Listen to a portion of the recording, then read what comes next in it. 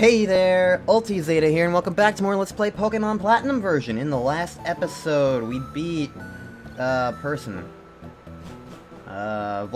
We beat the 8th gym badge. In this episode, I looked up where you get the experience share in this game. Should have gotten it a really fucking long time ago, because you get it for seeing 30 Pokemon after leaving Eterna City. So I could have had this by episode 8. But okay. Whatever. I just wanted to grab that as a just in case, because we are about to head over to, you know, the end of the game. We're nearing the end, everybody. So that's kind of exciting. And I am probably going to need to grind. Probably, maybe, we'll see. Sorry. I was talking really weirdly because it felt like I was about to sneeze and I wasn't sure, so I was like, am I gonna need to sneeze? Do I keep talking? What goes on here? But then nothing happened. So yeah, experience share. What are my levels right now? Before even going anywhere. 46, 42, 44, 43, 43, 42. So, certainly I have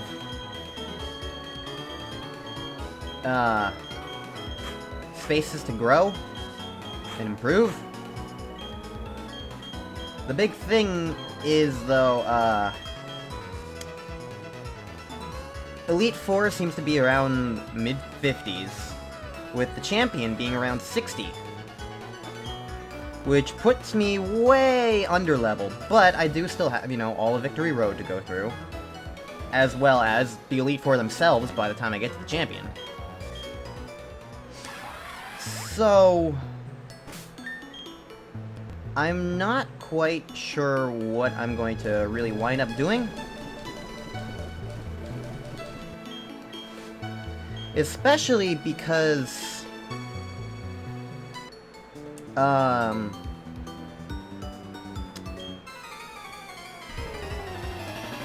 like I was saying earlier, there's this sensation that I want to try and really feel like there is an actual challenge. I don't want a repeat of Gen 3. I don't want to just breeze through the Elite Four again. In retrospect, I didn't really enjoy doing that. I didn't enjoy the grind, and I didn't enjoy the lack of challenge. It just wasn't good, it wasn't the best, it wasn't the most fun. And that sucks, and I don't want that again. I want to have... Like, the Ace trainers in this generation have been amazing because I've been A, underleveled, and B, they've had strong Pokemon. The Elite Four are definitely strong Pokemon. Champion's definitely strong Pokemon. And so I don't want to be over-leveled for them. I honestly want to be at a decent level for, like, what I've been going through so far, because I've just been enjoying it immensely. So I'm not super worried about my levels significantly. I think low level 50s would probably be effective enough. Maybe even just flat out level 50, but that's still,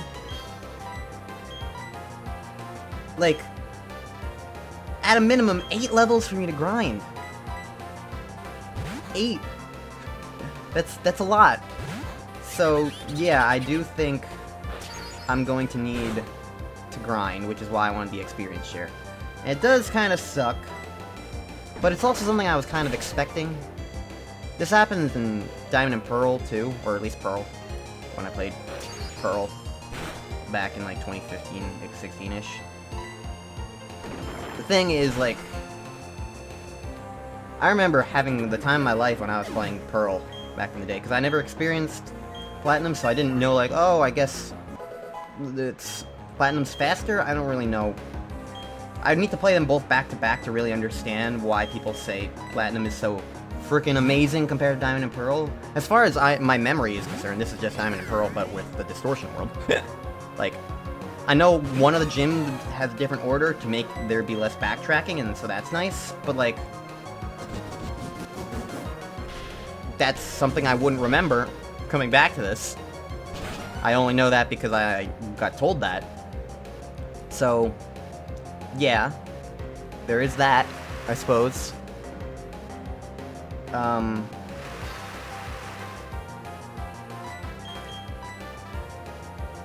But back when I was playing Pearl, I played it basically the same way I do every single Pokemon game. I fight all the trainers in my way, I kill everything as best I can, I level things up on my team, and it was going well, and it had served me well until up to that point, because, like, when I played Pokemon games, I played them in my own weird little order of, I went through Pokemon Y, then Omega Ruby, then Black, then Pearl. So I started going a little backwards through generations. So, suddenly hitting a wall with the Elite Four and Champion in the game really kind of destroyed me, and I did not enjoy that at all. I did not enjoy getting destroyed. It was not a fun experience. I got incredibly frustrated because it just completely ruined the very end of my Platinum playthrough. And looking back on it, they did, like, significantly adjust, like, the numbers, like, jumping from Gym 8 to the Elite Four and Champion in that game. Like, I look back on it, and, like, I feel like I was kind of justified. And hell, Platinum justifies it, because when I was looking up levels for the Elite Four and Champion in this game, they're all lower compared to Diamond and Pearl. They're all lower. So it's like, oh, okay. You did realize there was a problem. You made it a little better. I can appreciate that. So, yeah, I got that. God, what the fuck is wrong with this Mantike? Oh my god.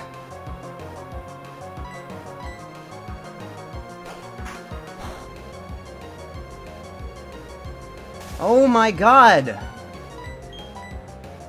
Oh, and of course now he doesn't bounce.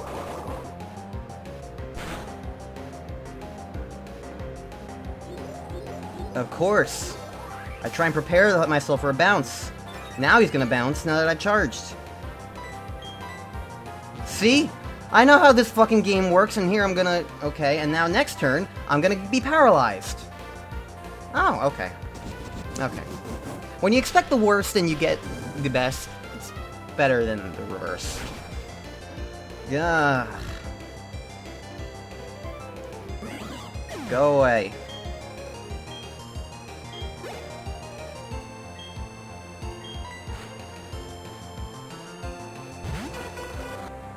What was I talking about?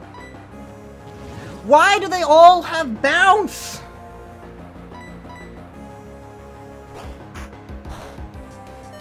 I don't like bouncing. Go away. Yeah, Platinum lowered all the Elite Four Champion stuff. So that's useful, and I'm looking forward to... I'm looking forward to the battles, I'm hoping that I can enjoy them, and I'm hoping that I don't have to grind. That is the other thing, like... Thinking about it, I might not have to grind at all. It would make things easier, yeah, but I might not need to do it. All things considered. 'Cause, like... Being realistic, I have been struggling a bit, but, like, level isn't everything. And if I use decent strategies and moves and, like, revives, copious amounts of revives, I think I might have a better chance than I'm really giving myself credit for.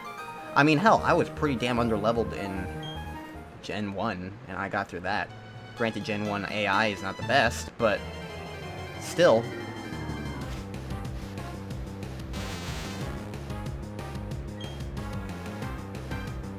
You know, still, it is significant.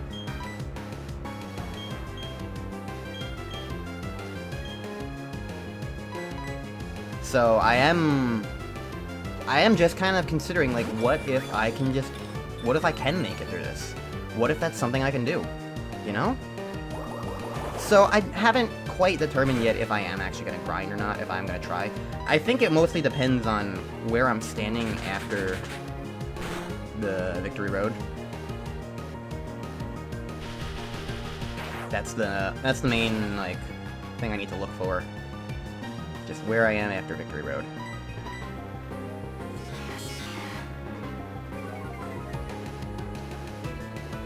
Yada yada yada, wild Pokemon. So I suppose now that that's, that whole conversation has been had, what's another conversation I can have? Because I've been having lots of conversations to myself about, like, what do I want to achieve in... what I want to talk about in these episodes, and I suppose now's as good a time as any to talk about why I don't like the story and characters in this game, because, oof, I don't. Now that we've basically seen all of Cyrus, I can talk about him in lots of detail, and like, man, he's just boring. As a villain, he's just not interesting because he doesn't really have motivation. He's just a character who's like, I want to get rid of Spirit because I say Spirit is bad. So, yeah, let's move on. No Spirit, okay. So he just wants to destroy the world for, like, some arbitrary reason that honestly doesn't make the most sense. Like...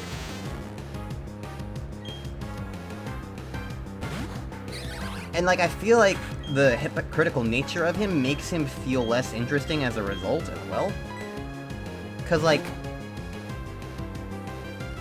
he's a character who's all about, like, oh, emotions are bad. Bad emotion, no emotion, everybody be emotionless. But he has emotions himself. Like, he is, just in general, like, he gets mad, he gets frustrated, he's not a logically driven person. I feel like that they kind of dropped the ball on working with Cyrus in that regard, because, like, if they were going to go with this guy whose big deal is that he doesn't like emotion, I feel like it would have been more interesting to have a character who genuinely, like, who maybe even over the course of the game loses his emotions and becomes more robotic and, like, logical and straightforward. Like, imagine a scenario where instead of just being, like, completely selfish and asshole-ish and being like, haha, look at Team Galactic, they're just buffoons. Why would you ever think I would care about them? Haha, I'm lying to them. Ha ha ha ha. Like, that's basically what Cyrus does in this game. And, like, I guess it's to highlight his villainy, that he doesn't care about his team, but it kind of makes the rest of Team Galactic feel silly, not in a good way, and I just don't really like it. I don't like that's the angle that they went with. But I feel like, imagine if it was a little bit more of a tragic thing where, like, he did care, but then caring about things is emotion. And so over the course of the game, as he loses his touch with his emotions and becomes truly soulless and, like, strictly logical and, like, whatnot, and he's like, and then he loses his care for his team that he did previously care about. I don't know, I feel like there's a much more interesting story to be told there, and just what we get instead is this guy who's like, I don't care about anyone except myself. Ha ha ha. I don't like emotions. For an unspecified reason of they're incomplete, I guess. They make people incomplete. Like, what? Where does that come from? Why is that your decision? Why? I don't understand. Like, I don't know. I feel like he's honestly the worst leader. Leader? I feel like he is the worst.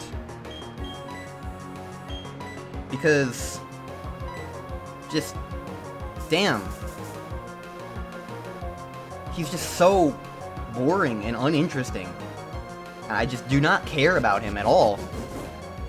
So, I don't know. There are ways that they could have made him more interesting, I feel. But I feel like what we get here is just not engaging. He's not an engaging character. I understand what they wanted to do with him, but I don't think they succeeded at all. And so that's my disappointment with him.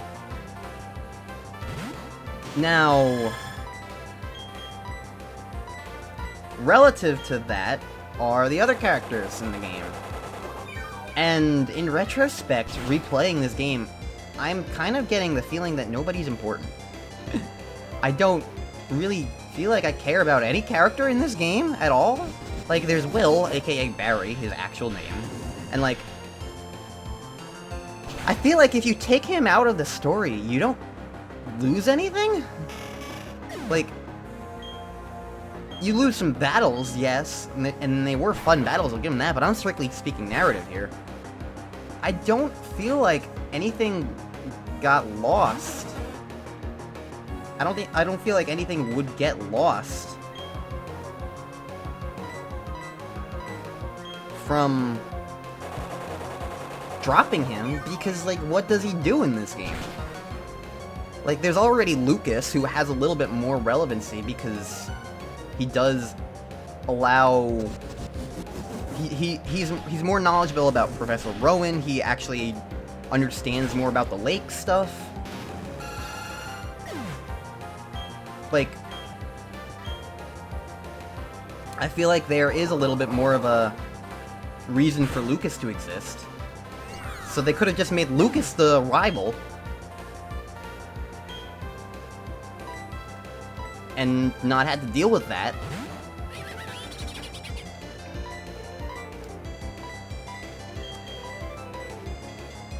Wow, Martha's faster than I expected.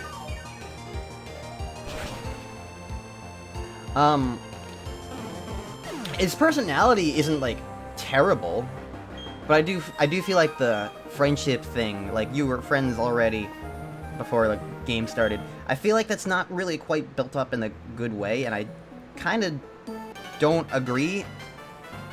It's easy to dislike someone that you're told is your rival when they're an asshole to you, compared to liking someone who's friendly when all they are is just friendly. It's like, okay, but what reason do I have to accept this? I don't know.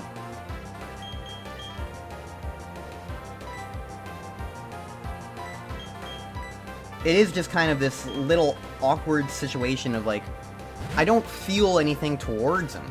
I don't feel anything towards the character of Barry. Like, at best, he's some fun battles, but at worst, he's just irrelevant. And, like, I just don't... He's kind of like a precursor to, like, the other friendly rivals that the game... that Game Freak started to put into other games, like How and Hop. But I feel like, because the game doesn't really focus on him at all, he just kind of fades into the background, and not in a good way. Like... Wow, okay, fine, fuck you.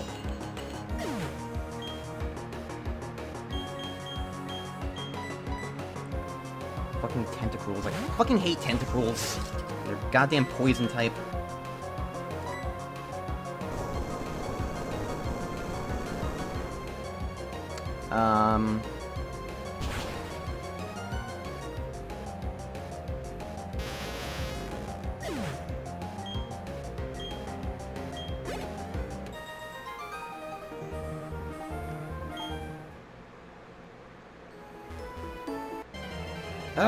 Tentacruels! Why are you level 47? My repels aren't even fucking effective here. Ugh. But yeah, I don't like Will. I think Will's stupid. I just don't think his character amounts to anything. He just doesn't amount to anything. And for that matter, you know who else doesn't amount to anything? Fucking Cynthia. Cynthia does nothing in this game. There's no reason for her to exist. In the slightest. Why is Cynthia existing? Because she's the champion. I don't know if I discussed that. It's pretty fucking obvious. She's very distinctly designed. There's no reason that she be anything else. Like, Cynthia's the champion. That's that.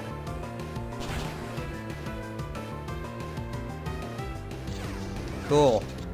Fucking tentacles.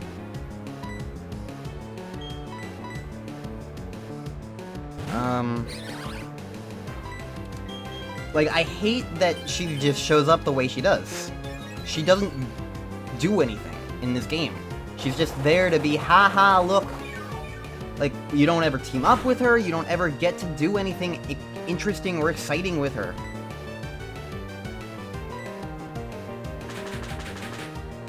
Like, she's just there to provide exposition and just She's nothing. She is such a nothing character. It's so bad.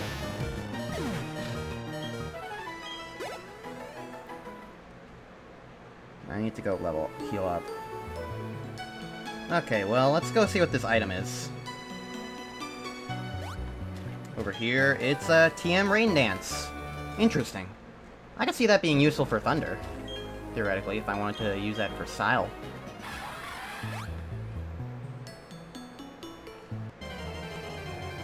Another tentacle. That's the funny thing, at least, is that I know every single time it happens, it is a tentacle. And I also feel obligated to fight them because, you know, they're higher level than me. They're experience. I need experience. Like, it's one thing if I don't care about the Pokemon, but yeah.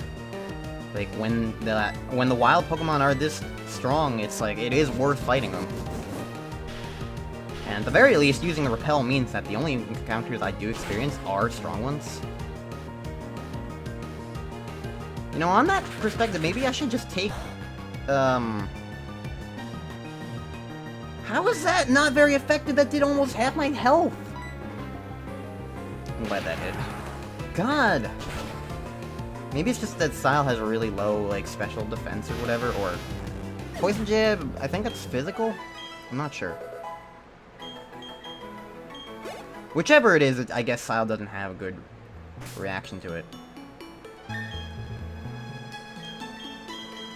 Let's put Sile in front, though, I guess. Because... Because, like, basically every Pokemon that wild Pokemon I'm gonna counter is going to be a Tentacruel. Like, that's just guaranteed. It's gonna be a Tentacruel. They're the only Pokemon that are high enough.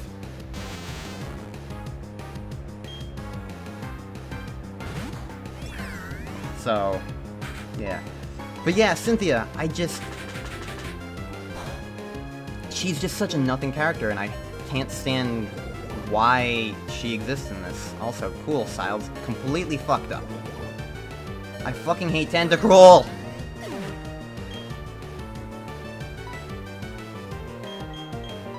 And I hate that I have to fight them!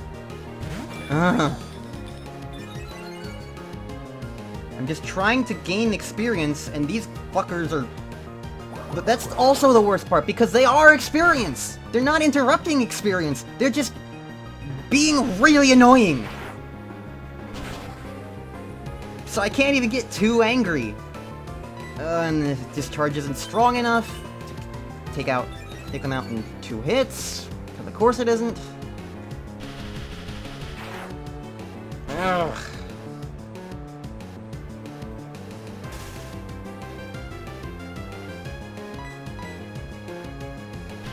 Alright, well, at least the paralysis helped me kill this one.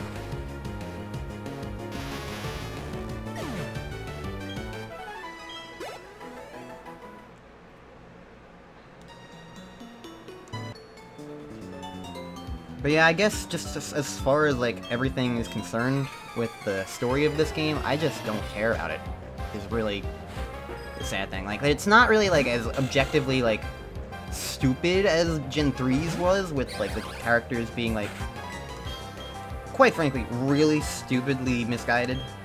Like, I can appreciate Archie and Maxie being misguided characters, but, like... the ways in which they are misguided is just really dumb, and I do not care for it whatsoever. I like the ideas, but not the execution. They are just too dumb for me to be okay with it. So it's not like the pacing is bad, like it was in Gen 2, where like, what even was that game's fucking pacing? Like, I don't understand what they were... I warmed up to it since I kind of understand what they were going for, but seriously, the way they handle Team Rocket in that game is just... 3 experiences, one's right at the very beginning, and 2 are right back to back next to each other at the very end, and then that's it? It's so unpolished and feels so... I do not like that. I still don't like it at all. I've warmed up to how Gen 2 handles game, and it's not really a story-driven game in comparison. Like, that's kind of what's made me warm up to it more, is that realization that it's not trying to tell a story, is the thing.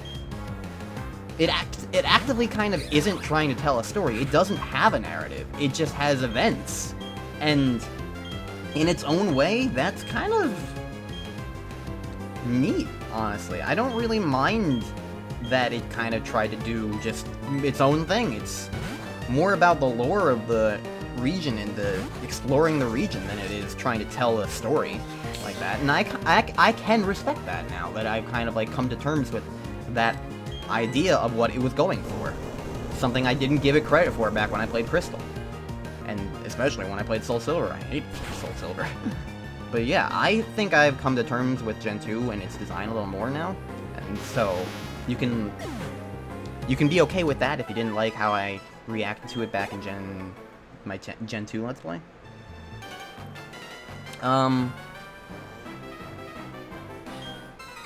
So there's that.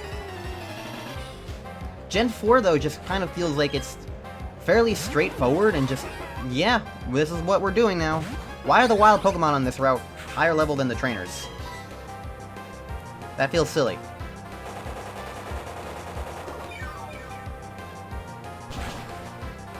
But, yeah, I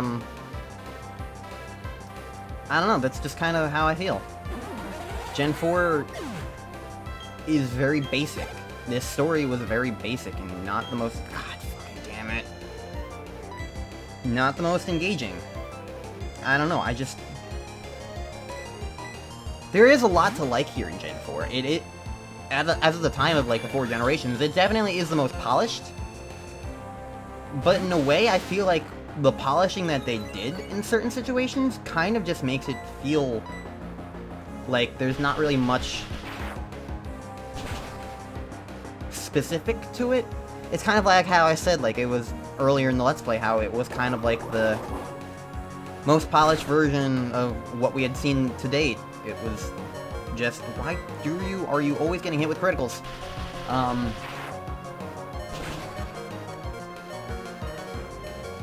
It's like, what is it like? Like, the game is a conglomeration of what worked in the previous generations, but without a specific element that actually makes it feel truly distinct and unique in its own way, I guess, is what I was trying to really kind of say. Why are there so many Zacks? Ugh. And now we got a fucking Pelipper, which means Giga Drain's not going to be useful. But I'll use it anyway.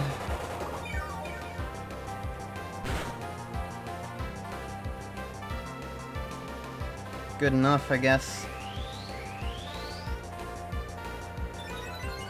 Martha is a lot faster than I really thought. But yeah, like, replaying Gen 4, it really just kind of feels the most Pokemon.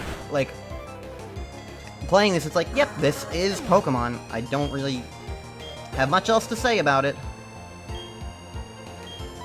So, yeah, I don't know.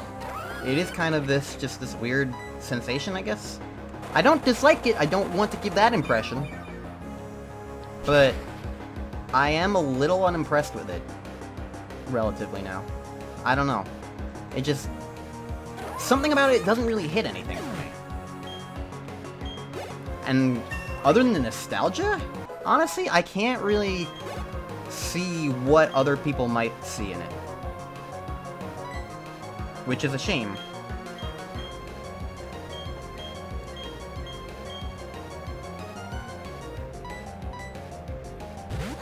But I'm not other people. So I will definitely appreciate that other people can get something out of this game that I can't. And that's what's important. And that's all that really matters.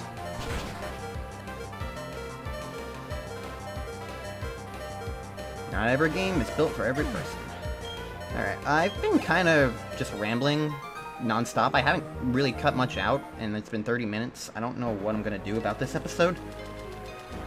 Like, I don't mind talking about things. Talking is nice. It's good to have conversations about things. But it does kind of make me wonder, like, how long am I going to push this? What am I going to do with this episode? How long is this route? It's a better question. I don't know the answer.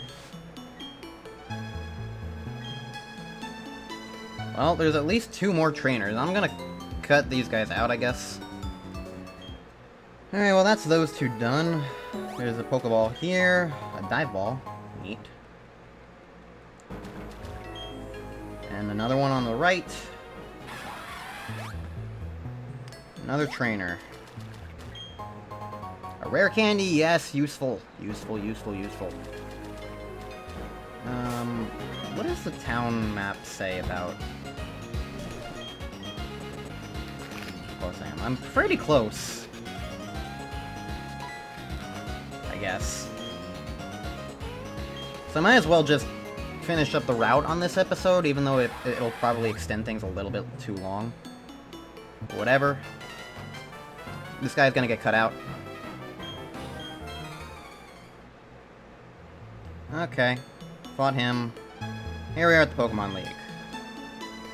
I don't even have Waterfall on my... on Bluebell yet. Oops. Well, anyway, we reached the end of this, so I'm gonna go back and heal up, because I really need it. And next time on Let's Play Pokemon Platinum, I'll meet you guys here with Waterfall in tow. So, see you guys then.